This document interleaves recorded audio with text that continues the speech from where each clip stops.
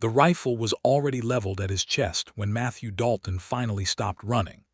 He had made it 4 miles through the worst terrain in the New Mexico territory, across the dry creek bed south of Cimarron, through the thorned scrub brush that tore at a man's coat like angry fingers, over the rocky plateau where even the Comanche scouts lost their footing. And still she had found him. He stood now with his back against the red sandstone wall of a narrow canyon cut, breathing hard, his dark eyes wild with a disbelief he could not hide if he tried. Because standing 10 feet away from him, her rifle steady as a church steeple in a dead calm, was the woman he had underestimated from the first moment he laid eyes on her. Cora Callahan. She was breathing evenly. That was the part that truly shocked him.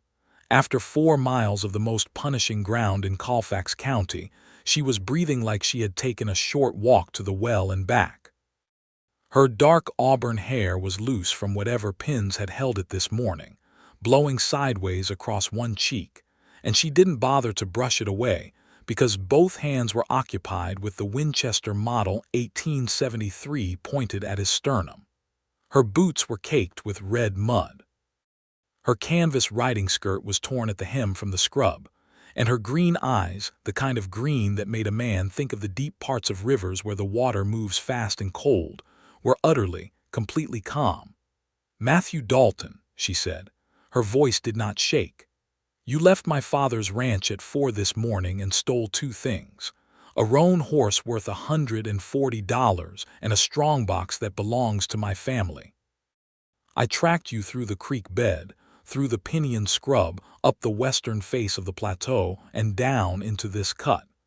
You changed direction 3 times trying to lose your trail. It did not work." She tilted her head by exactly a fraction. "Now you are going to tell me where the strongbox is, and then we are going to have a very long conversation about why you were really on our ranch to begin with." Matthew stared at her. He had ridden with the Dorado gang for 6 years. He had faced down U.S. Marshals, Pinkerton agents, and one very capable bounty hunter out of Santa Fe who had nearly taken his ear off with a Colt Navy revolver. In all those years, in all those moments where the world narrowed to a razor's edge between living and dying, he had never once felt precisely this particular variety of shock. It was the kind that reached down past a man's ribs and did something strange and irreversible to whatever was underneath. He opened his mouth. He closed it. She raised an eyebrow. And that was the moment, though neither of them could have known it standing there in that canyon cut in the autumn of 1882, that everything between them began. 3 weeks earlier, Matthew Dalton had arrived at the Callahan Ranch as a drifter looking for seasonal work. That part was not a lie. He was drifting. He had been drifting for longer than he cared to count, since the night in Taos when the Dorado gang had fractured, and he had walked away from the burning wreckage of a life he should have been smarter than to build. The Dorado gang. People in the territory still said that name like a curse or a warning. Elias Dorado had put the outfit together in 1876, the same year Colorado achieved statehood, and cattle drives were still king along the Goodnight-loving trail.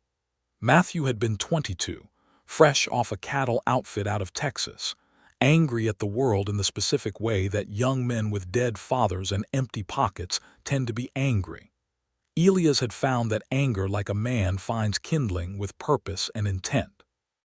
He had offered Matthew a cut of the proceeds from a series of stagecoach robberies, and told him the law out here was only a suggestion anyway.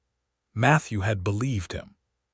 He had believed him for 6 years, through 12 robberies, 2 bank jobs in smaller towns where the marshal was either drunk or outnumbered, and one long terrible winter in a hideout in the Sangre de Cristo Mountains, where 3 men from the gang had died of fever, and Matthew had come close enough to his own death to feel the temperature of it. By 1881, he had seen enough and done enough that he understood exactly the kind of man he had become, and he did not like what he saw. The break had come violently, as most things in that life did. Elias had proposed robbing the payroll delivery bound for a copper mine outside Taos, But what Elias had not told the rest of the gang was that he also intended to leave no witnesses. When Matthew had understood what was actually being planned, when he had seen the bodies of 2 Mexican mine workers used as a test of the plan, something in him that had been bending for a long time finally snapped cleanly in two. He had walked away. Not cleanly, not heroically, not without consequences. He had ridden hard for 3 days with 2 of Elias Dorado's men behind him, had lost them in the Taos Gorge on a bet that his horse was better than theirs, and had spent the following months doing everything a man does when he is trying to become someone else. He had worked honest labor where he could find it.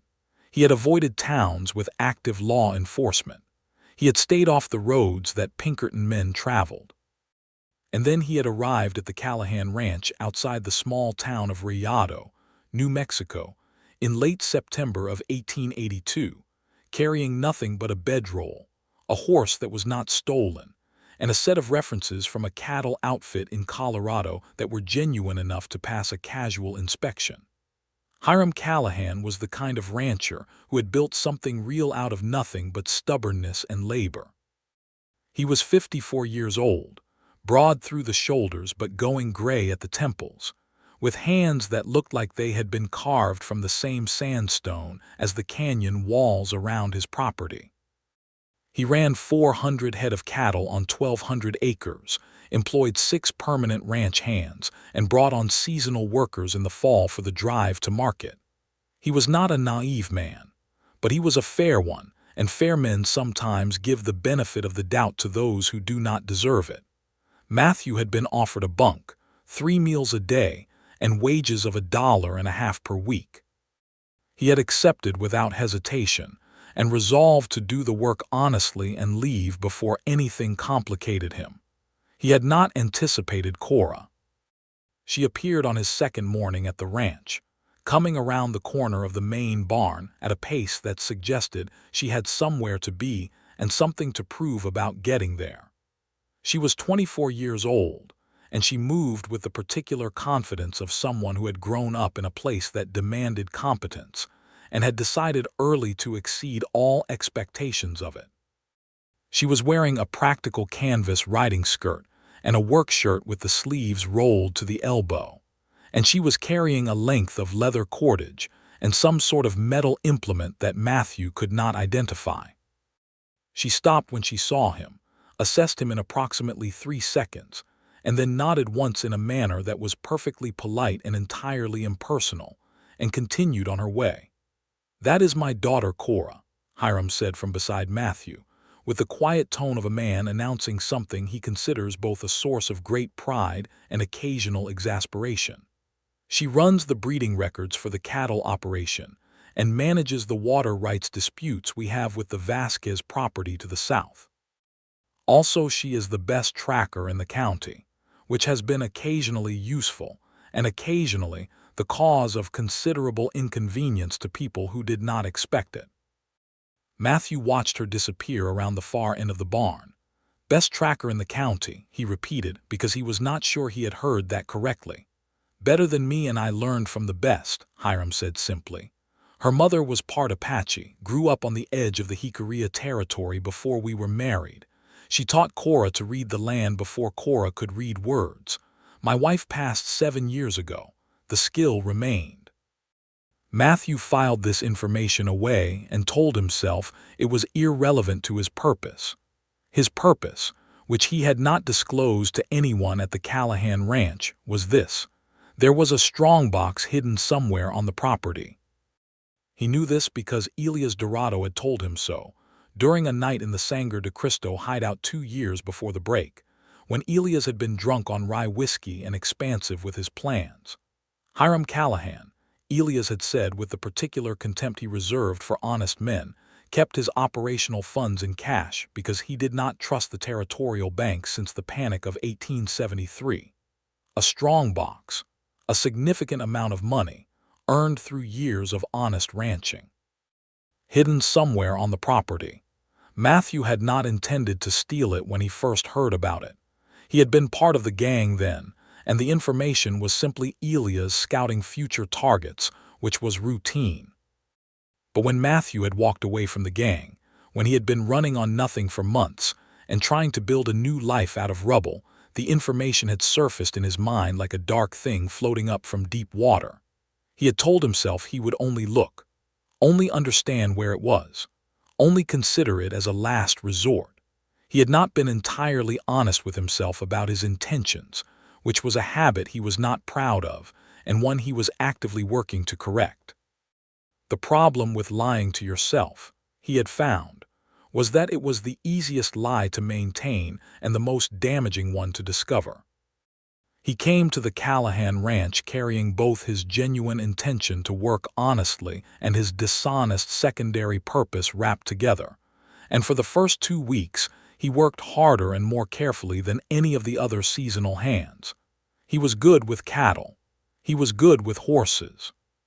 He had forgotten in the years of outlawry that he had once been a decent ranch hand, and the remembering of it was strange and unexpectedly painful, like finding something you thought you had lost so long ago that the finding of it made you grieve for all the time it had been gone. Cora Callahan watched him work with the same level, considering gaze she had given him on that first morning. She did not seek him out. She did not make conversation beyond what courtesy and the work itself required. She was not rude to him precisely, but she was thorough in her observation. He caught her watching him on 3 separate occasions with an expression he could not entirely read, not suspicion, exactly, but something more careful and more specific than simple curiosity. "You work like you are trying to repay a debt," she said to him on the 9th day, when they happened to be at the water trough at the same time in the early morning, before the rest of the hands were awake. He looked at her over the rim of his water cup. "Beg your pardon." "Most seasonal hands do the minimum," she said, without any inflection of judgment, as though she were simply reporting an observed fact. "You do more.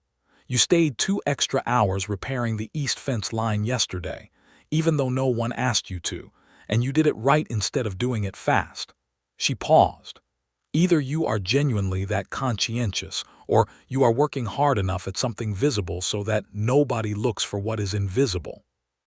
The silence between them stretched for a moment that was longer than comfortable. "I just like the work done properly," he said. She held his gaze for another second, then looked away toward the mountains to the north, where the Sangre de Cristo peaks were beginning to catch the first pale edge of October light. "My mother used to say that the land remembers everything that happens on it," she said, in a different tone, quieter, more interior. "She meant it about tracks, about reading what passed through, but I have always thought it meant more than that." She picked up her water pail and walked back toward the house. Matthew stood by the trough and felt the particular discomfort of being seen by someone who was not entirely sure what they were seeing, but was very sure they were seeing something. He should have left. He knew that in the clearest part of his thinking. He should have walked away from the Callahan Ranch the same way he had walked away from the Dorado gang, abruptly, completely, without looking back. But he told himself he would stay just a few more days, just long enough to understand the layout of the property well enough to locate the strongbox. This was still the lie he was telling himself, and underneath it, becoming harder to ignore, was the true thing he did not want to examine. He wanted to stay because of the work and the solidity of it, because of the warm lamps in the ranch house windows at evening, and the smell of wood smoke, and the sound of cattle settling down for the night. Because this was the life he had turned away from at 22, and every day here felt like a window into what might have been. And because of Cora Callahan, who watched the world with those river-green eyes and said true things in the early morning before most people were awake. He found the strongbox location on his 15th day at the ranch. It was not where Elias had guessed, not in the cellar of the main house, as Elias had theorized, but in the small stone outbuilding at the northwest corner of the property, behind a false panel in the west wall. Matthew found it by accident, reaching for a harness hook in the dim light of the outbuilding and pressing the panel wrong, and when the wood swung back, he stood very still for a long time looking at the iron box behind it. He did not take it that day. He did not take it the next day, either or the day after that. He worked the cattle drive preparation and helped mend more fence and ate supper in the bunkhouse with the other hands, and tried very hard not to think about the strongbox, about Elias Dorado, about the dark past he was carrying on his shoulders like a second skin he could not shed, about the way Cora Callahan laughed at something one of the older ranch hands said at supper on the 18th day, a genuine, unguarded laugh that lasted only a moment before she composed herself again. But that moment was something he found himself returning to with an embarrassing frequency.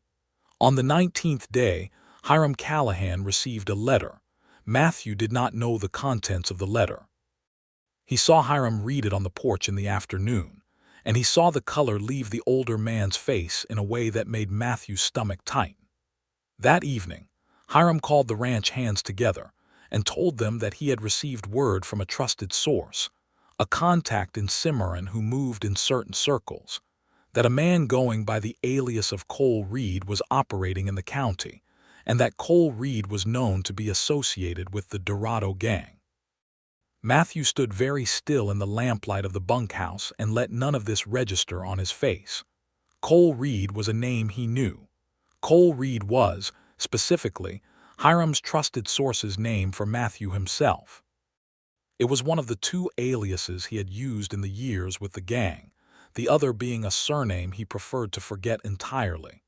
The Cimarron contact had seen Matthew, or a description matching him, and had written to warn the rancher. Hiram said he was not accusing any current employee. He said he was simply asking everyone to be alert, to report anything that seemed out of the ordinary. He said the money in this operation was not just his own savings, but included funds held in trust for 3 other families who had partnered with the Callahan Ranch in this season's cattle operation. Other families' money, not just Hiram's savings. That was the part that landed in Matthew's chest like a stone in a still pool, sending ripples he could not stop. He lay awake in the bunkhouse that night for a long time. He thought about what he had become, and what he was still capable of becoming. He thought about 6 years of choices laid end to end like a road you can see clearly from above, but can only escape by stepping off its edge into uncertain ground.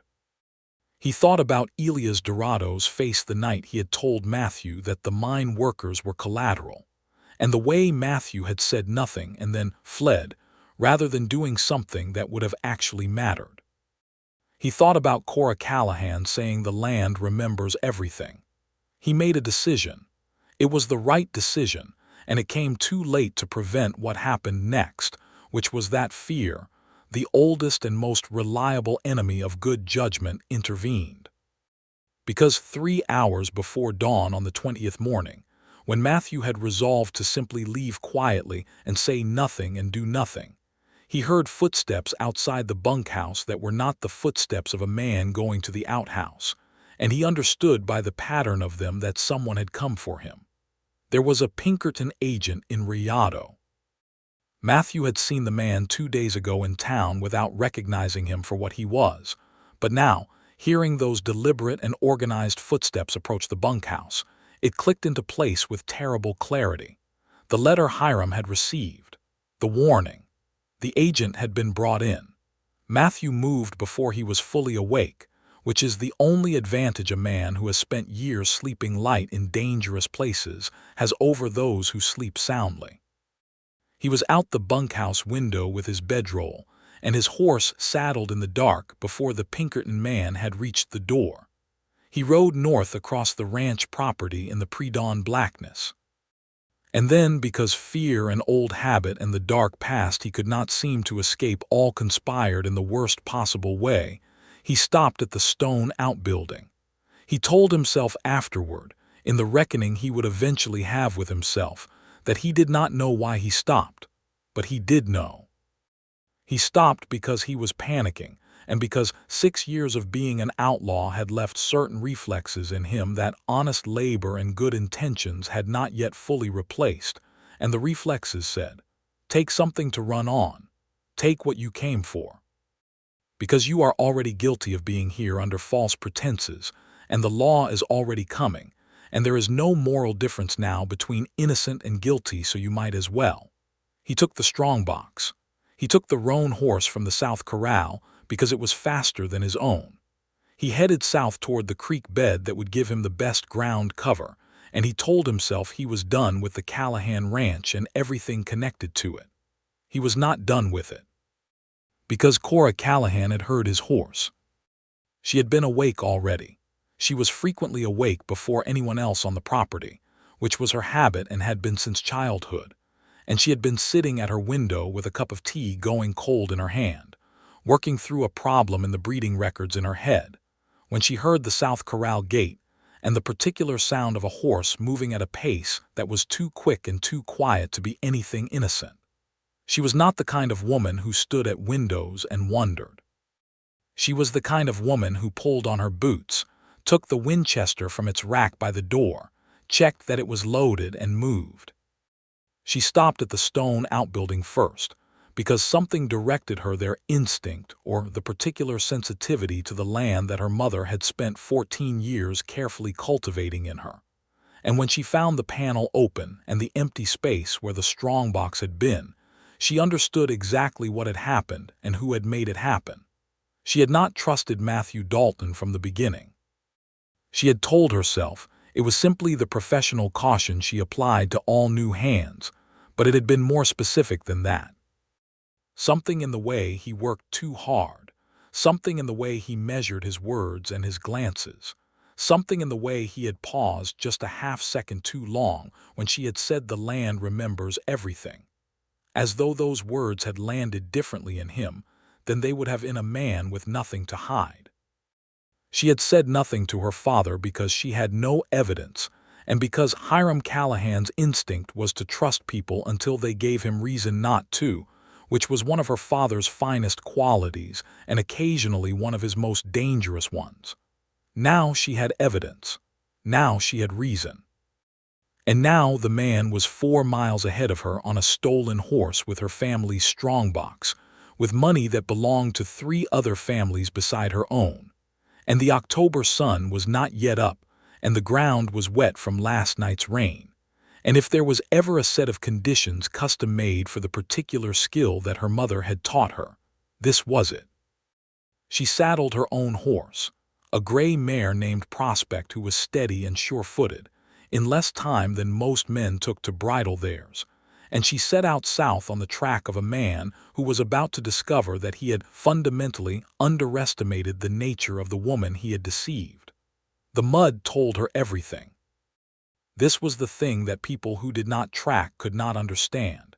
It was not simply a matter of seeing footprints and following them. Reading a trail in wet ground was a conversation between the land and the person skilled enough to hear it.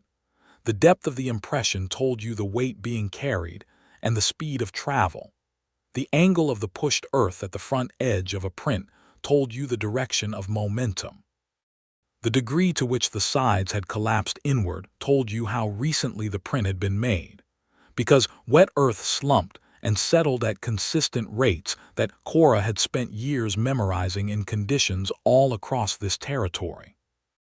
The presence or absence of water in the bottom of the depression told you something different from the slump, because water seeped in from the sides at a rate determined by the composition of the soil, and she knew the soil composition of every acre of the Callahan property and most of the land surrounding it. She could read a trail the way other people read a letter, not approximately, not guessingly.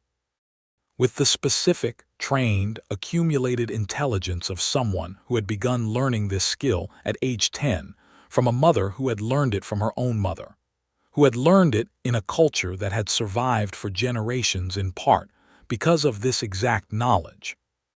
Matthew Dalton had tried to be careful. She could see that in the trail, the places where he had deliberately guided the horse across rocky ground to break the track, the moment where he had waded through the shallow creek bed to wash out his prints, the 3 changes of direction she would later describe to him with such calm precision in the canyon cut. He was not an unskilled man. He had clearly spent time avoiding being followed. But avoiding pursuit and avoiding Cora Callahan were 2 different propositions, and she followed him across all 4 miles of his careful evasion with the focused, relentless, completely unsentimental dedication of someone who was very good at the thing being demanded of them. She was also, though she would not have admitted this to anyone including herself, furious. Not the hot, explosive, out-of-control kind of furious. The cold kind. The kind that settled in the center of your chest and made everything precise and clear, and gave every step you took the quality of inevitability. She had noticed Matthew Dalton. She had begun, despite every professional reservation, to find him interesting. She had caught herself on 3 or 4 occasions, prolonging conversations she had told herself she was ending, staying a moment longer than necessary at the water trough or the fence line, responding to something he said with more than was strictly required. She had told herself it was nothing. She had told herself it was simply the natural result of finding someone's mind engaging in a context where engaged minds were not common, which was a perfectly rational explanation that had nothing whatsoever to do with the width of his shoulders or the way he looked at things, at the mountains, at the cattle, at the work in his hands, with a quality of attention that she recognized because she had it too, that particular way of looking at the world as though it deserved to be understood. And now he was running south with her family's money on a stolen horse, and all of that meant nothing except the cold fury and the wet trail and the inexorable arithmetic of 4 miles. She cornered him in the canyon cut as the sun cleared the eastern horizon, pouring pale gold light down through the narrow opening at the top of the rock walls, and when she leveled the Winchester at his chest and told him what she had done to find him there, she watched his face with the same careful attention she had given every other thing in her life, and she saw something she had not expected. She saw genuine shock. Not the calculating, stalling, working through options expression of a man caught and considering his next move. Genuine shock. The kind that was not about being caught but about something else entirely. He looked at her as though he was seeing her for the first time, which did not make sense because he had been seeing her for 20 days. And then he did something she had not anticipated at all, which was that he set the strongbox down carefully on the ground between them, like a man putting down a weapon he has decided not to use. "I am sorry," he said. The words were so simple and so unexpected that she almost lowered the rifle before catching herself. "That is not what I asked you," she said. "I asked you where the strongbox was." "Right there," he said, nodding at it. "You can take it. I am not going to stop you." He looked at her face for a moment with that expression she could not quite categorize, and then he said something that was possibly the most unexpected thing he could have said. "How far did you actually track me?" She stared at him. "I told you, 4 miles. Across the creek bed. Yes. Up the plateau. Yes. Where you tried to lose the trail on the eastern face by taking the horse across the sandstone ledge," she said, still keeping her voice level. The ledge was damp from last night's dew, and the iron shoes left scuffing on the stone surface that you can see if you know what to look for. Also, the horse clipped a piece of scrub sage at the bottom edge of the ledge and left it broken at the correct angle to indicate direction and height of travel. "I have been doing this since I was 10 years old." There was another silence between them. "Your mother taught you," he said. It was not quite a question. She felt something tighten in her. "That is not a conversation we are having," she said. "We are having the conversation where you tell me what you were doing on our ranch and what your connection is to the Dorado gang." He sat down on a rock, which she had not expected, and looked at the ground for a moment. Then he looked back up at her. "Do you actually want to know?" he said. "Or do you want to take the strongbox back and turn me into the Pinkerton man who is probably combing the north side of the property right now?" "I want both of those things," she said. "But I will start with the first and then decide about the second." He told her. He told her all of it, sitting on that rock in the canyon cut with October lights sliding down the red walls around them, with her rifle still theoretically aimed at him, though it had drifted slightly toward the ground as the telling went on, because keeping a rifle leveled at a man who is not threatening you is tiring work. He told her about Texas, and the anger in Elias Dorado finding that anger like a man finds kindling. He told her about 6 years of robbery and the gradual accumulation of a self he had not wanted to be. He told her about Taos and the mine workers and the night he had walked away. He told her about the months of drifting and the months of trying. He told her about the letter Hiram had received and the Pinkerton agent and the panic that had sent him out the bunkhouse window before his better self had a chance to speak. He told her about stopping at the outbuilding and the strongbox, and his voice when he described this part was flat and without self-excuse, which she found she respected more than she wanted to. "I knew other families' money was in there," he said. "I heard your father say it, and I took it anyway, which tells you what 6 years of a certain kind of life can do to a man's judgment even when he believes he has escaped it." He looked at the strongbox on the ground between them. "I'm not asking you to forgive it. I'm only telling you that I know what it was." Cora was quiet for a while. The canyon was still around them. Somewhere above the rock walls a hawk was riding the morning air. "The money that is in there," she said finally, "belongs to the Henderson family, the Torres family, and us. 3 years of partnership and savings. If you had disappeared with it, it would have destroyed what those families spent years building." She let that sit for a moment.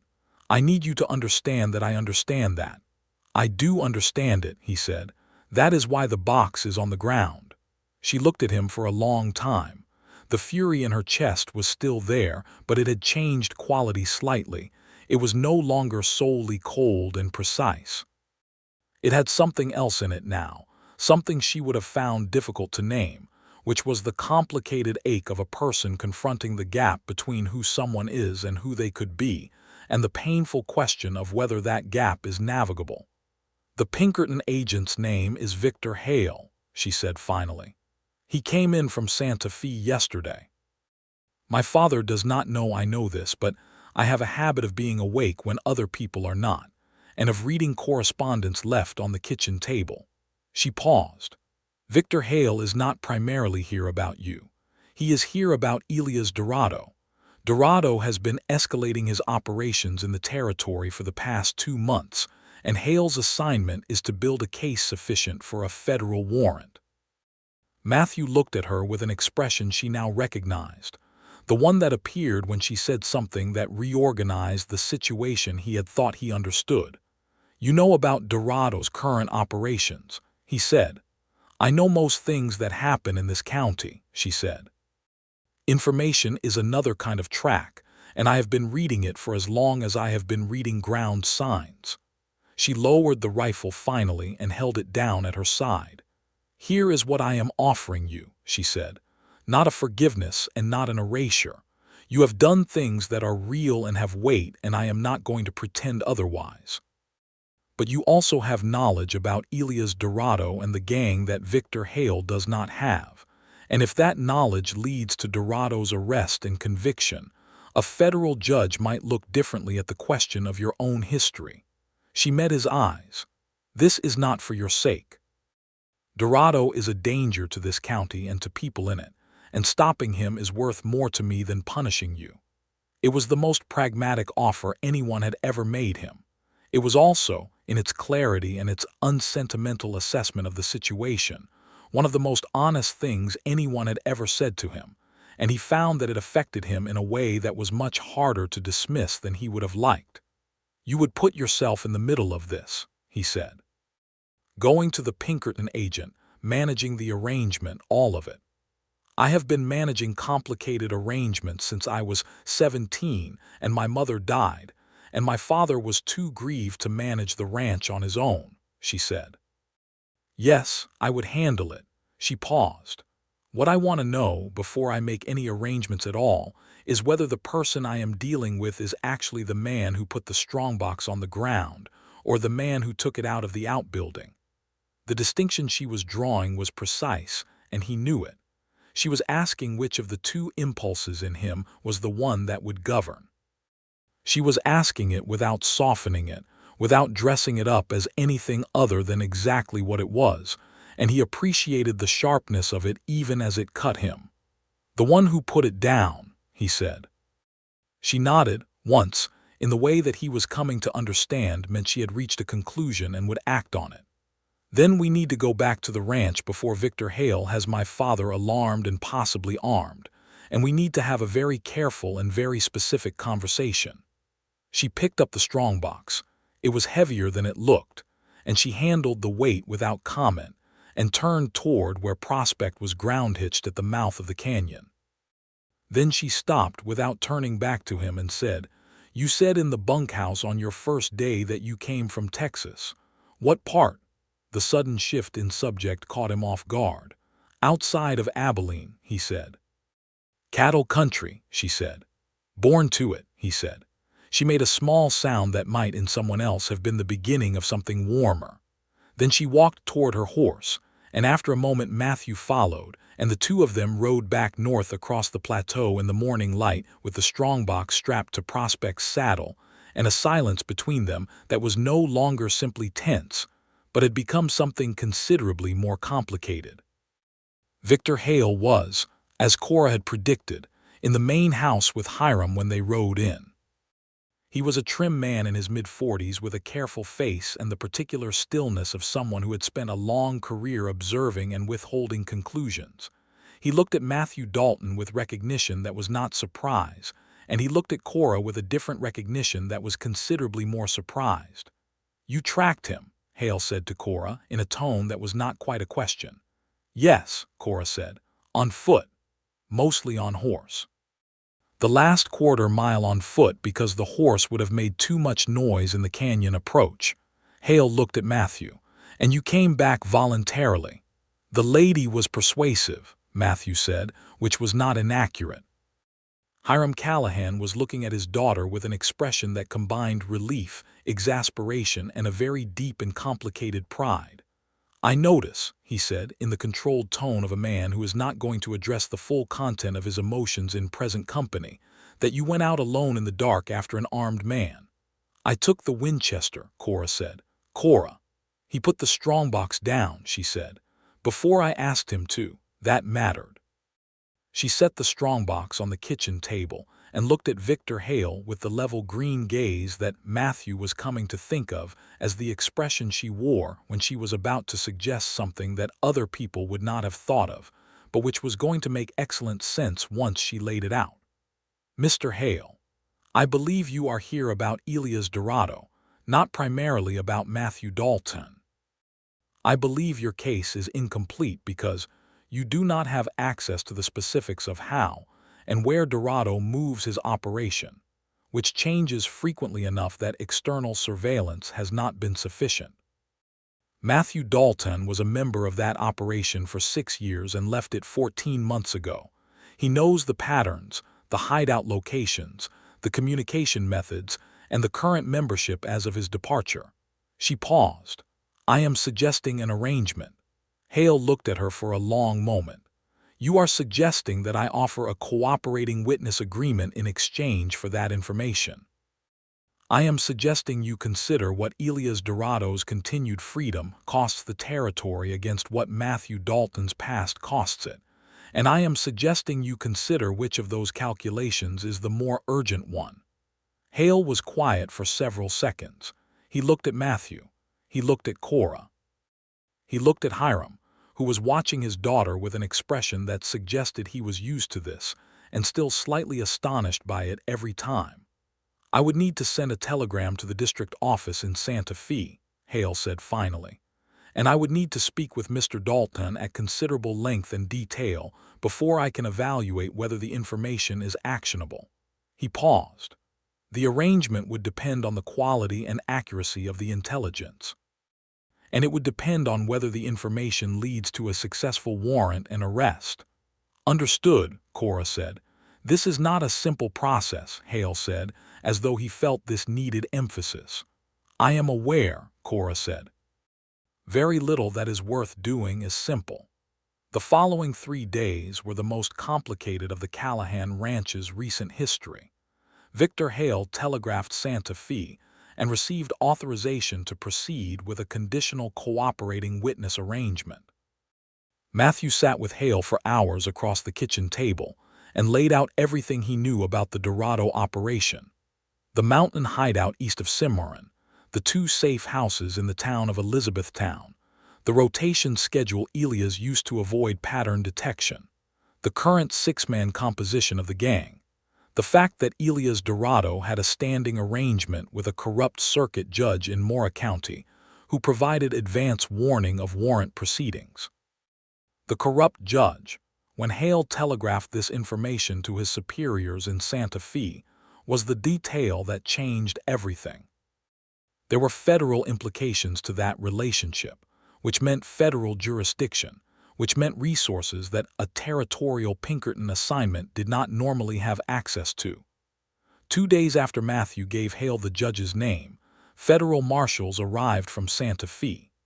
The arrest of Elias Dorado took place 11 days after Matthew rode back into the Callahan Ranch with Cora and the strongbox. The marshals hit the mountain hideout east of Cimarron on a cold November morning, with a force that left no room for the kind of violent escape that Dorado had managed on 2 previous occasions. Elias Dorado was taken alive, which was the outcome the federal prosecutor needed, and 4 other members of the gang were arrested with him. Matthew heard about the arrest from Victor Hale, who rode out to the ranch to tell him personally.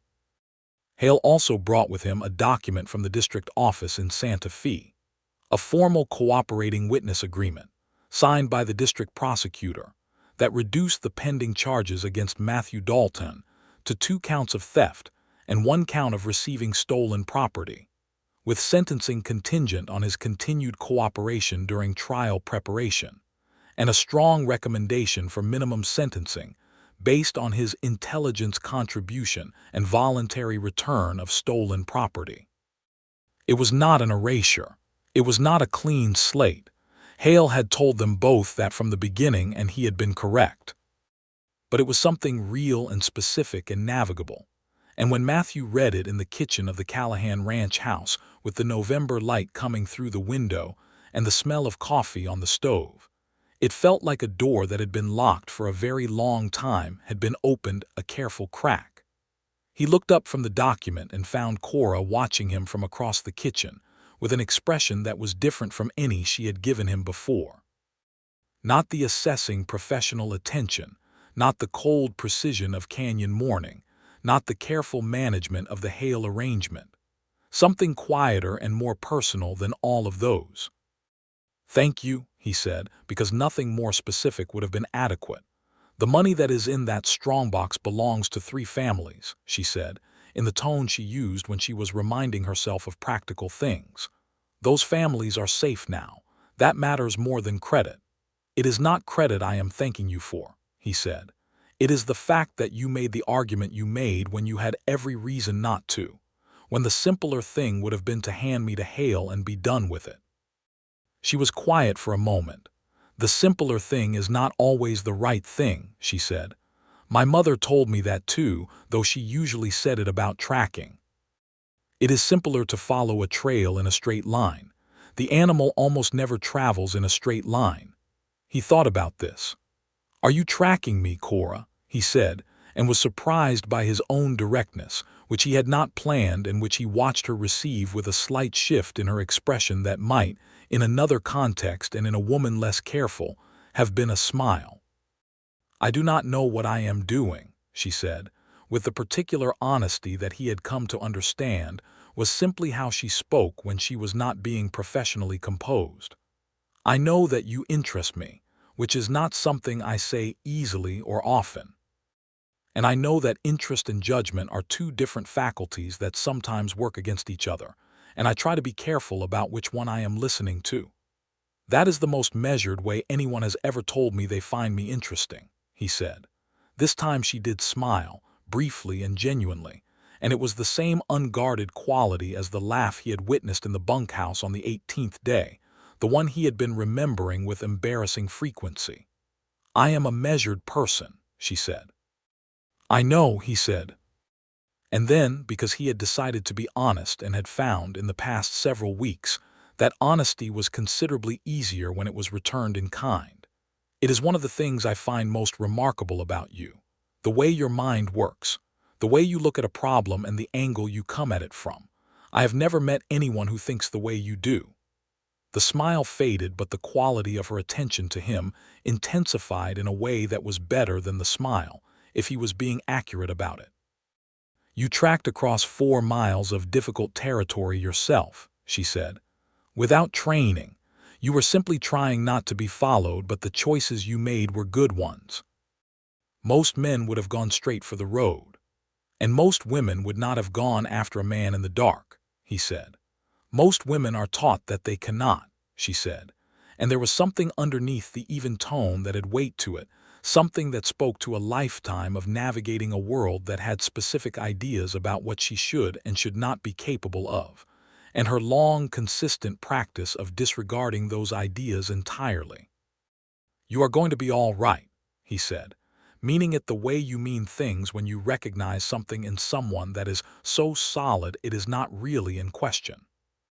"I am always all right," she said, which was true, and then added more quietly, "It is simply nicer, occasionally, to hear it said."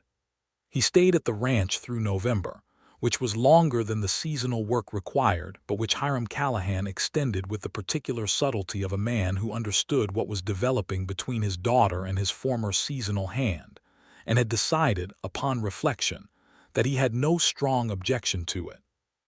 Victor Hale required Matthew's presence in Cimarron twice for deposition preparation, and Matthew rode there and back both times with the straightforward compliance of a man who had decided what he was going to be and was working methodically toward it. The work continued because there was always work to be done on a cattle operation in November, and Matthew worked it with the same thoroughness that had caught Cora's notice on the 9th day.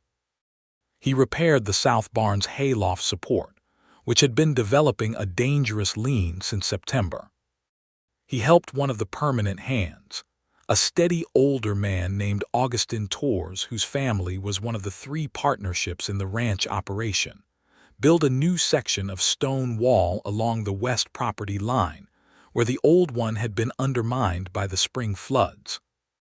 Augustin Torres was a man of approximately 60, compact and deliberate, who spoke with the particular economy of someone who had determined long ago that most things worth saying could be said in fewer words than people used to say them. He observed Matthew with quiet thoroughness over several days of shared labor, and on the 3rd day of wall building, without looking up from the stone he was placing, he said, "She is the best one here, better than her father was at her age, and he was very good." Matthew understood immediately who was being discussed. "I know," he said. "Her mother was the same kind," Augustin said, fitting a stone with careful hands. "The kind that sees true. It is a gift, and it is also a weight, because when you see true you cannot pretend not to see." He paused, still working. "Cora has not allowed herself to be fooled by anybody since her mother died. It is not that she does not trust. It is that she trusts exactly what her judgment tells her to trust, and no more and no less. So when she trusts more than usual, it is because she has reason." Matthew was quiet for a moment. "Has she been trusting more than usual?"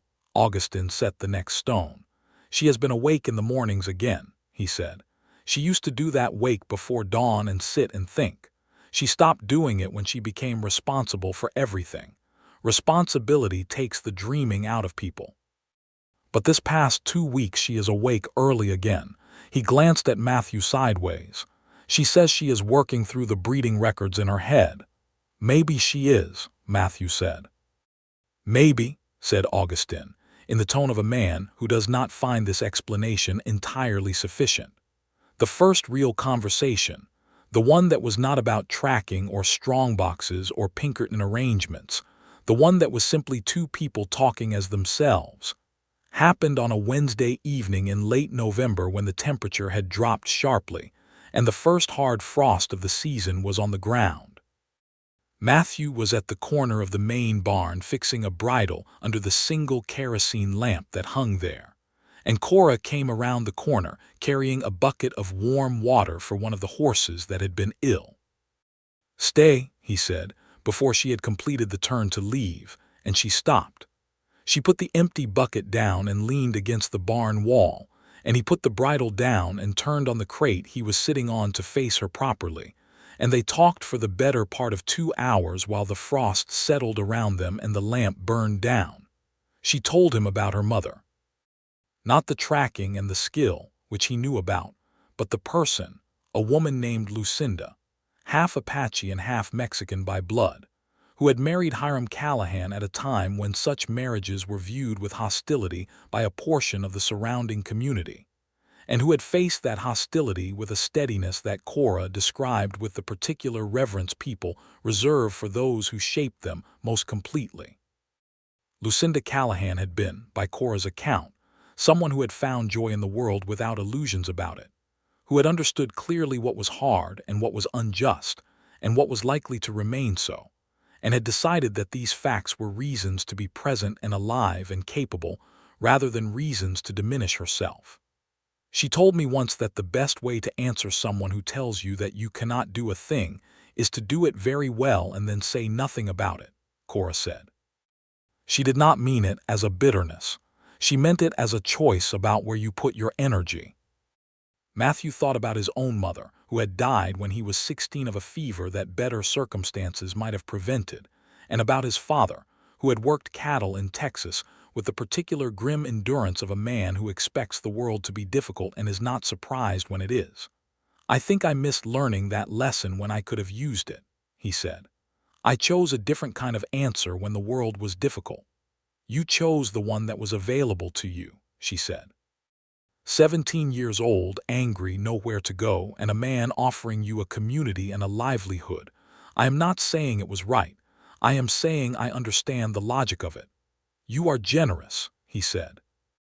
"More than I expected."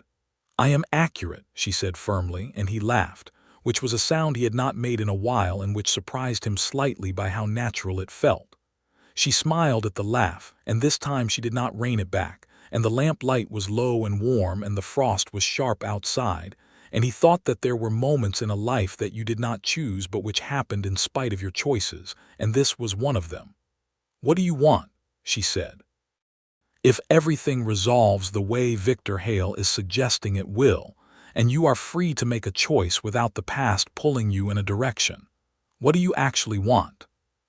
He had not been asked this question before, or rather, he had not been asked it by someone who was asking it straight and expected a straight answer in return. He thought about it with the seriousness it deserved. "This," he said, and then, because that was too vague, "work that means something, land, something to build. I spent 6 years taking things that other people built, and I would like, very much, to spend the rest of my life building something instead." She was quiet for a moment, looking at him. "That is an honest answer," she said. "I am trying to make a practice of those," he said. December came in cold and clear, and Matthew made 2 more trips to Cimarron for the federal case preparation. And in between those trips, he was at the ranch and Cora was at the ranch, and whatever was between them was developing in the way that things develop when 2 people are both intelligent and cautious, and deeply aware of the territory they are navigating. They rode together on the property because it was practical. She was showing him the water rights situation on the southern edge of the ranch, which was genuinely complicated, and which he genuinely found interesting, because the disagreement with the Vasquez property to the south had an elegant and available solution that both parties had been too proud to approach, until Cora had spent 3 months building a case that made the solution obvious to everyone. They ate at the same table in the evenings because the ranch house table was where everyone ate. They talked with the comfortable ease of people who have found that the other person's mind is a place they enjoy visiting. Hiram Callahan watched all of this with an expression of benign and carefully contained satisfaction. He said nothing direct because he was a man who understood that the most effective thing a father can do in such situations is stay out of the way. But he had taken to leaving the kerosene lamp burning in the barn on cold evenings, and Matthew and Cora both pretended not to notice this. The letter from Santa Fe arrived the week before Christmas. Matthew read it at the kitchen table with Cora and Hiram present, because he had told them both when Hale left that he would share whatever the district office determined, and he had meant it. The letter was from the district prosecutor, and it confirmed the sentencing arrangement. 2 counts of theft, reduced charges, 8 months of supervised community service in the Cimarron area under the authority of the new county sheriff who was being appointed in January, with the federal court's formal acknowledgement of his cooperating witness contribution. No prison, no further warrants. A record that would remain but which would not, the prosecutor noted, prevent him from homesteading under the current land acts or from operating as a free citizen of the territory. Hiram read the letter when Matthew passed it across the table, and then set it down and looked at Matthew for a long moment. "What are your intentions?" Hiram said, in a tone that was perfectly level and perfectly direct, "regarding this ranch and the people on it?" Matthew met his eyes. "I intend to ask your permission to court your daughter," he said, "properly, and I intend to ask her separately because I think she deserves to be asked by me and not informed by a conversation between the two of us." Hiram was quiet for a moment. "She is going to tell you exactly what she thinks about the idea," he said. "I know," Matthew said. "I am counting on it. She will not make it easy for you." "I do not want her to," Matthew said. "I do not have any interest in easy." A long pause. Hiram Callahan looked at this man who had arrived at his ranch under false pretenses and stolen from his family, and come back with the strongbox voluntarily, and then spent 3 months demonstrating, through work and honesty and the accumulation of small, consistent choices, exactly what he was made of when he was making the right choices. Hiram had not lived 54 years without learning that people were not their worst acts, and he had not raised Cora to be the person she was without being himself, someone who understood the difference between who a person had been and who they were working to become. "You have my permission," he said. "She will make her own decision regardless, but you have mine." Matthew asked Cora on a Sunday afternoon in January, when the snow was thin and bright on the Sangre de Cristo peaks to the north, and they were walking the eastern fence line together in the sharp cold air.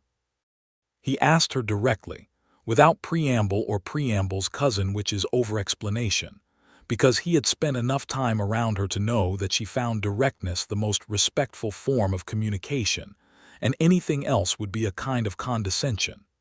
He told her that he had permission from her father, and that he was asking her because it was her choice and her life, and both of those facts mattered more to him than the form of the asking. She stopped walking and turned to face him and looked at him for a while without speaking. "You understand," she said, "that I am not going to change who I am. I'm going to track things and manage the books and have opinions about water rights and know more about what is happening in this county than most people think a woman ought to know. I am counting on all of that," he said, "and you understand that I am going to hold you to the man you have been showing me for 3 months and not give you room to become someone else." "Yes," he said, "I need that." She turned and looked north at the mountains for a moment. Then she said, "Yes."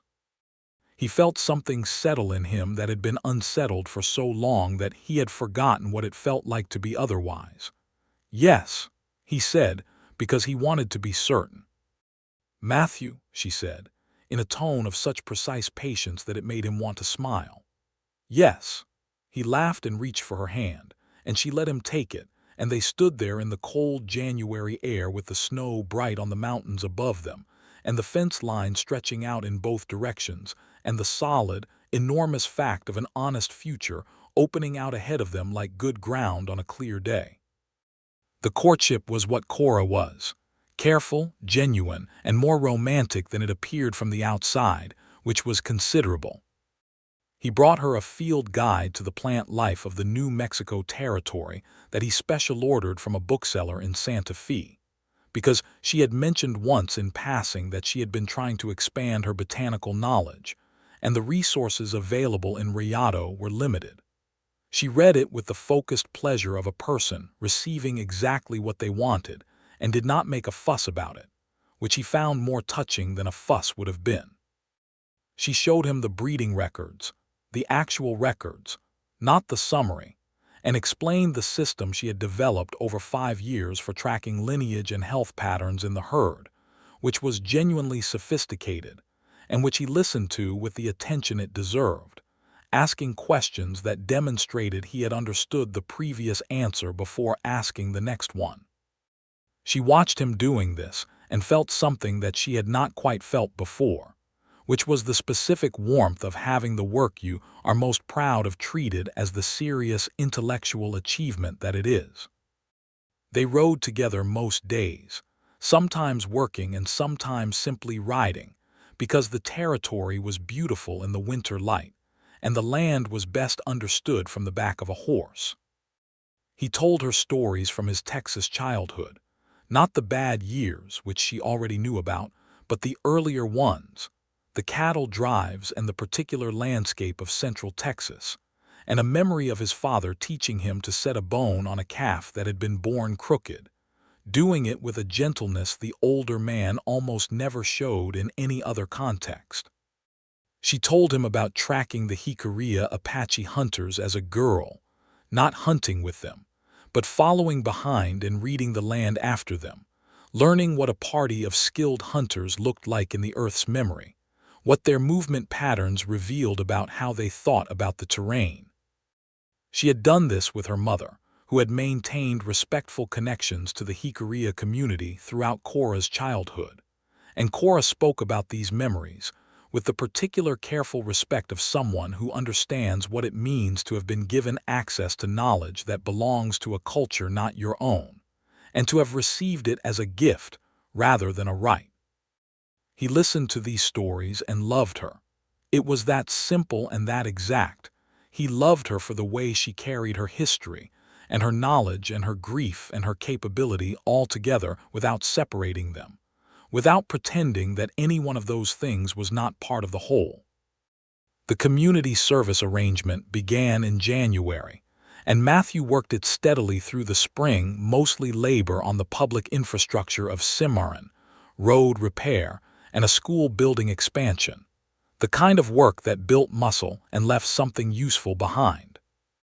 The county sheriff, a man named Pierce who was serious and fair in the way that the best lawmen tend to be, watched Matthew work and wrote the favorable reports he genuinely warranted, and the 8 months passed in the way that time passes when a man has something good to look forward to, too slowly in the moment and too quickly in retrospect.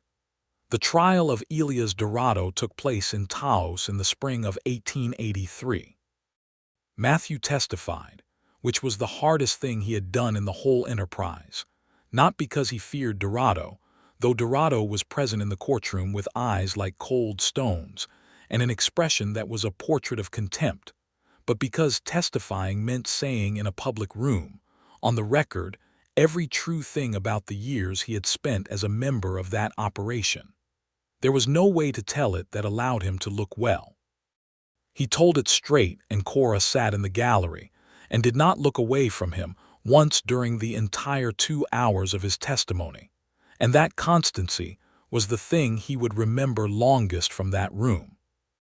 Elias Dorado was convicted on 11 counts, including the murder of the Taos mine workers, which was the charge that mattered most to Matthew, and which he had held in his mind through every difficult moment of the cooperation process as the reason it was worth doing. The sentence was life imprisonment in the territorial prison at Santa Fe. The corrupt judge in Cora County was removed from the bench by federal order and faced separate charges. Matthew rode back to Rayado after the trial with the peculiar lightness of a man who has put down something very heavy after carrying it for a very long time. Victor Hale shook his hand in the courthouse yard and said, with the economy of a man who does not waste words, "Well done," which was possibly the most meaningful compliment Matthew had ever received. He proposed to Cora in August, just before the end of the community service arrangement, on the eastern plateau above the ranch property where the view was broadest, and the Sangre de Cristo peaks were visible from north to south in the clear evening air. He had a ring that had belonged to his mother, a plain silver band with a small turquoise stone, which was the only thing he had kept from the life before, the one genuinely precious object he had not sold or lost in the years of outlawry. He had kept it not because he had been waiting for a specific moment, but because getting rid of it had always felt like getting rid of the last true thing about himself. He told her this. He told her about the ring and his mother and what the keeping of it had meant, and she listened with her full attention in the way she gave everything her full attention, and when he finished she held out her hand. "Put it on," she said. He did. She looked at it on her hand for a moment, at the silver and the turquoise in the late August light, and when she looked back at him, there was nothing measured or careful in her expression. It was simply Cora, the one underneath all the professional composure and the precise language and the rifle held steady, and the trail followed 4 miles through difficult ground, the person he had been catching glimpses of for almost a year, now fully present and undefended. "I love you," she said. The words were simple, and they were not the kind of thing she said easily, and he knew that, and it made them mean everything. "I love you," he said. "I have been meaning to say it for months, and I kept choosing moments that were too practical." "You chose this one," she said. "The view is good," he said. "The view," she said with that precise patience, "is exceptional." They were married in October of 1883.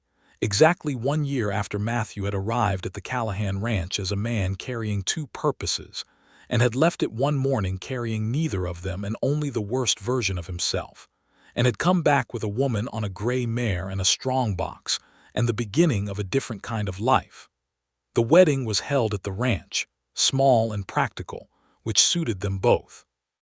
Augustin Torres stood as witness for Matthew, which was the correct choice since Augustin was the man who had understood what was happening earliest and had been the most consistently wise about it. Hiram Callahan walked his daughter across the yard to where the minister stood in the October sunlight, and Matthew watched her come toward him in a simple blue dress that she wore with the same unremarkable confidence she wore everything, and he thought that she was the most beautiful woman he had ever seen, and also that beauty was exactly the least important thing about why he thought so. The minister, a practical man named Brother Albrecht who had served this end of the territory for 20 years, performed the ceremony with the efficiency appropriate to 2 people who had come to this moment through considerable difficulty, and were not in the mood for prolonged solemnity.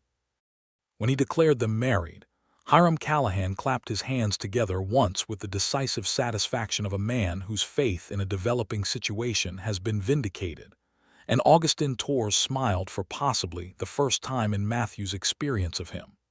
Matthew kissed his wife, and Cora kissed him back, and the October light was the same gold as it had been in the canyon cut a year ago, and the difference between that morning and this one was the entire distance of a human life redirected. They built their own house on the north section of Callahan land in the spring of 1884, which was a practical arrangement, close enough to the main ranch to remain part of the operation, far enough to have their own ground. Matthew built it with his own hands and with help from Augustin and the other permanent hands, a solid structure of adobe and timber that was bigger than they needed then, which was intentional, because they were both practical people, and practical people build for more than the present. The cattle operation expanded that year through a 4th partnership agreement, which Cora negotiated with a ranching family named the Gallaghers from the north edge of the county, because her reputation for managing complex arrangements had reached a level where people sought her out rather than the other way around.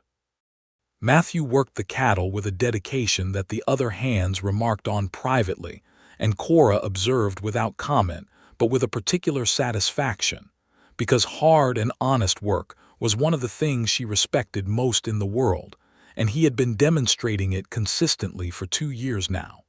He had not become someone else. He had become more fully himself, the self that had existed before Elias Dorado's offer had gotten there first, the self that liked the work done properly and found the land interesting and wanted to build something rather than take things. The dark past was still past. It did not disappear because the future became better. But it became, with time and the accumulation of right choices, a thing that had happened rather than a thing that was happening, and that distinction was the difference between a weight that crushes and a weight that builds the muscle to carry it. In the fall of 1884, Cora told Matthew that she was expecting their first child. She told him in the practical, direct way she told him most things, standing in the kitchen of their house with coffee on the stove and the morning sun coming through the east window. And his response was to stand up from the table and cross the kitchen and hold her, which was not the kind of thing he had been taught to do as a Texas cattle ranch boy, but which he had learned, in 2 years of being loved well by someone who deserved to be loved well in return, was both possible and right. Their first child was a boy, born in the late spring of 1885, during a warm week when the ranch was loud with new calves, and the wildflowers on the plateau were 3 days past their best. Hiram Callahan spent most of the day of the birth walking the east fence line by himself, at a pace that the permanent hands recognized as his version of pacing. And when Matthew came to find him in the late afternoon with the news, the old rancher's face opened in a way that Matthew had not seen it open before. They named the boy James Luciano Dalton James for Matthew's father, Luciano a close masculine form of Lucinda for Cora's mother, which was Cora's idea, and which Matthew had agreed to immediately and without reservation because it was exactly right. Hiram held his grandson with the careful precision of a large man afraid of his own strength, and the baby looked up at the unfamiliar face with the luminous and supremely unconcerned attention of very new persons, and Hiram said, very quietly, to no one in particular, "Well, there we are." Cora recovered from the birth with the same efficient determination she applied to everything, and was teaching James to observe the land before he could walk, in the way that all knowledge worth having is transmitted, not as instruction but as shared attention. She carried him on her back in the Apache fashion she had learned from her mother, taking him along on her morning rides around the property, narrating the ground sign as they passed it, the way the soil told different stories in different seasons, the way animals and people moved, and what that movement meant in the language of the earth. Matthew watched this and felt something so complete and unguarded that he would not have been able to articulate it in words, which was fine because he had long since learned that some of the most important things do not need articulating, only receiving. The second child came in 1887, a daughter who arrived in the world with a decisiveness and volume that suggested she had opinions about things and intended to express them, which Cora said privately to Matthew was the most promising sign she could imagine. They named her Lucinda Maria Dalton Lucinda for her grandmother, Maria for a graytan of Matthew's from the Texas side who had been, by all accounts, a woman of formidable character. By 1888, the Callahan-Dalton operation, they had come to think of it in those terms, 2 generations of the same ranch extended into a third and broader life, was one of the most respected cattle operations in Colfax County. The water rights dispute with the Vasquez property had been definitively resolved in 1885 through Cora's negotiation, which had established a shared irrigation arrangement that benefited both properties and had become a model that 2 other neighboring disputes used as a template. The breeding records Cora maintained were consulted by 3 other ranching families as a reference standard. Matthew had taken over management of the actual cattle drives to market, which suited his temperament and his skills, and he ran them with an organization and attention to the welfare of the animals that reduced losses below the county average and made their market agreements among the most favorable in the region. He was known, by this point, as a straight dealer and a skilled cattleman, which was what he had always had the capacity to be and what 6 years of bad choices had deferred. Victor Hale rode through Rayado once more in the summer of 1887, on his way north from Santa Fe on a different assignment, and stopped at the ranch for a meal. He observed Matthew and Cora and the ranch house full of children and the working operation with the detached professional assessment that was his habit. And at the end of the meal he said to Matthew, quietly and directly, "The territory did not get the worst of that bargain," which was Victor Hale's way of saying a great many things, and Matthew received it that way. Hiram Callahan remained on the main ranch property and remained vigorous well into his late years, which were fueled by the considerable satisfactions of having built something real and having watched it continue past him in good hands. He taught James everything he knew about the cattle operation and was rewarded by a grandson who absorbed it with the particular intensity of a child who finds the exact right thing to care about very young. He taught Lucinda everything else, because she was interested in everything else and asked questions at a rate that delighted him enormously. There was an evening in the late autumn of 1889, when James was 4 and Lucinda was 2, and the Sangre de Cristo Peaks had received their first heavy snowfall of the season and stood white and brilliant against the darkening sky, when Matthew and Cora sat on the porch of their house in the blue dusk and were simply there, which is the most underrated thing in the world. Cora had a wool blanket across her lap because the air was cold, and she had acquired, in the years since 24, a moderate tolerance for sitting still in good moments that she had not possessed at 24 but which she had been growing in her. Matthew had his coffee and was looking at the peaks. "I have been thinking about that morning in the canyon," he said. "Which part of it?" she said. "The part where I realized you had followed me 4 miles and were not even breathing hard," he said. "I have thought about that moment probably once a week for 7 years, and I am not entirely sure I am done thinking about it." She looked at him sideways with the slight precision of amusement she preferred to outright laughter. "You were genuinely shocked," she said. "I was completely shocked," he said.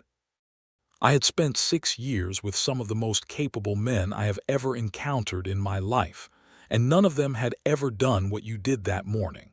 And I had thought." "You had thought a woman couldn't track mud," she said. "Yes," he said, without apology or softening, because honesty was the practice and there was no point in softening past stupidities that had been so thoroughly corrected. "I had thought that. And then," she said with the tone of someone who knows exactly how this story ends and finds it worth hearing again, "and then you told me exactly what you had tracked, and how, and in what order, with the rifle perfectly steady the whole time," he said. "And I thought I have made a fundamental error in my understanding of the world, and I am going to need to reconsider a great many things." He paused. "It was also, I should tell you, the moment I knew I was in serious trouble regarding my feelings about you." "In the canyon," she said. "Yes, while I had a rifle aimed at your chest." "The circumstances did not diminish the impression," he said. "If anything, they intensified it." She was quiet for a moment, looking at the mountains. "I was furious with you," she said. "I was so angry I could see the edge of it, and there was also something else that morning. In the canyon, when you put the strongbox down before I asked you to. That was when I thought." She paused and chose her words with the care she gave to all important things. "I thought that a person who can still do that, who can still choose right at the worst moment, is a person worth the considerable effort of not dismissing." "That is the most romantic thing you have ever said to me," he said. She reached over and took his hand. "Give me time," she said, with the precise patience. "I have been practicing." Above them, the stars were beginning to appear in the deep blue of the sky, one by one and then in their hundreds, the same stars that had been above this territory forever, the same ones that would be above it long after every particular human story played out. Inside the house, James was already asleep, and Lucinda had finally achieved the sleep that she resisted every evening as though unconsciousness were a personal opponent, and the cattle were settled in the south pasture, and the water rights were arranged, and the accounting books were balanced, and the strongbox was in the stone outbuilding where it had always been, full of money that belonged to the people who had earned it. Matthew Dalton had come to the Callahan Ranch as a man running from what he was toward, something he had not yet named. He had found, in the mud and the cold morning light and the rifle barrel and the honest eyes of Cora Callahan, the thing he had not known he was running toward. The land remembered everything. The land remembered the morning of that October in 1882, the 4 miles of careful evasion and the canyon cut, and the woman who followed it all without breathing hard, the moment the strongbox touched the ground, and a man chose something better than his worst self. The land remembered the fence line in January and the plateau in August, and the adobe house built for more than the present and all the mornings that followed, all the ordinary and extraordinary mornings of two people building a life together that neither of them could have built alone. Cora had said, that morning in the canyon, that her mother believed the land remembers everything that happens on it. She had meant it about tracks. Matthew had come to understand it about more than that. He had made his mark here, not the mark of the man who had ridden south with a stolen box in the dark, the other one, the deeper one, the mark that stays, and that was worth everything it had taken to make it.